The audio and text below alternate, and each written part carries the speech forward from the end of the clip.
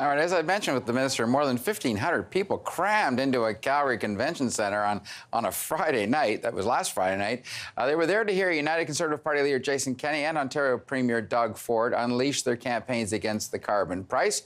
Jason Kenney now joins us from Calgary. So, Jason Kenney, you bad Conservative leaders, you who don't put a price on pollution, you don't think there's any danger of coming down the pipe. How do you respond to the minister's accusations? It's under her watch that the national coalition against the carbon tax has grown, partly because of Minister McKenna and Prime Minister Trudeau's take it or leave it attitude. They forced Brian Pallister, Premier of Manitoba, to go from pro to anti-carbon tax. What a failure. And there's a reason for this. Governments are actually listening to their people who understand, Don, as did the 2,000 people gathered here in Calgary on Friday night, that making people turn down the heat at home when it's cold outside or pay more to drive to work is not an environmental policy. I wish Minister McKenna was honest and forthcoming with people. Her own department says the only way that you can get anywhere close to Canada's Paris carbon emission targets through a tax would be at $300 a ton. That's 10 times higher than it is currently in Alberta. 2/3 of Albertans were opposed to the carbon tax at $20 a ton. Minister McKenna and Justin Trudeau want to go to $300 a ton. People here are already spending over 100% carbon tax just to heat their homes with natural gas. How many more hundreds of dollars are they going to take out of people's pockets? That's why Albertans and Canadians are saying no. All right, but this UN report, I think, is a fairly sobering read for anyone with kids and grandkids. I mean, in our lifetimes, according to this thing, we're going to hit a few tipping points on our way to severe climate change. If you don't price carbon, how, if you become Premier of Alberta, do you get emissions reduced? To be clear, that report recommends a carbon tax that is universal, that is imposed right across the world, not just on Canada, which is only 1.6% of emissions. Secondly, it recommends a carbon tax of between $200 and $5,500 a ton. $5,500 a ton. The current carbon tax in Alberta, at only $30 a ton, is costing Alberta families something like $2,400 out of their pockets. How much do you think a $200 or $5,000 carbon tax is going to cost them? This is simply not going to happen.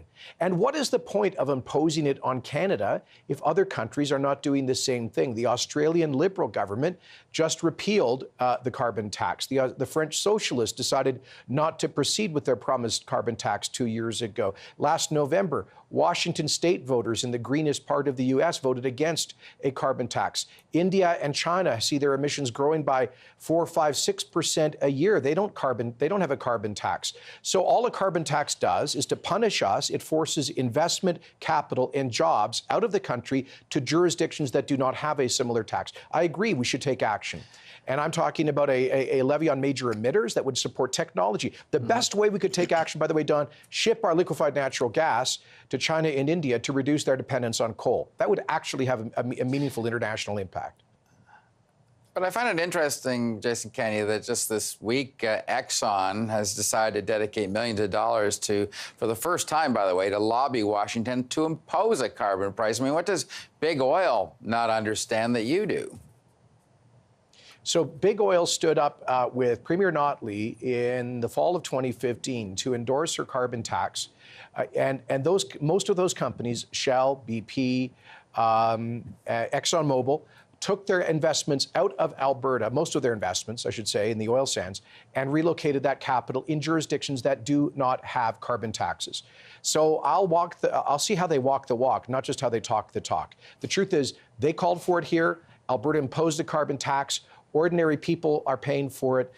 Seniors on fixed incomes, single moms, new Canadians who sometimes have to go to the food bank to put food on the table. They're paying to heat their homes. But ExxonMobil moved their assets out of Alberta, Don, so I don't buy it.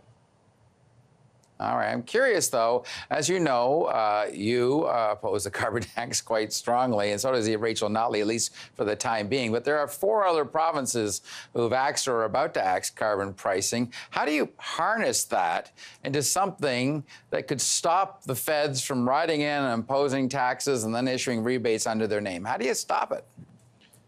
Well, first of all, as you know, there is a pending constitutional challenge led by the government of Saskatchewan as a reference before the Saskatchewan Court of Appeals. That is being joined now by the province of Ontario. I was with New Brunswick PC leader Blaine Higgs during his campaign when he announced that he would join that. I believe he's probably going to be premier in a few weeks. And obviously, and now Manitoba has lined up with this position in a constitutional challenge that is pending. And obviously, if should we elect a Conservative government in Alberta, we'll do the same thing. That will undoubtedly be litigated all the way up to the Supreme Court of Canada. And our case will essentially be the feds say that this is a provincial tax that they're levying in lieu of provincial governments. The Constitution is clear, absolutely clear in Section 92, that only provinces can levy taxes for provincial purposes. So we believe there's a strong argument here, and we'll take it up to the Supreme Court.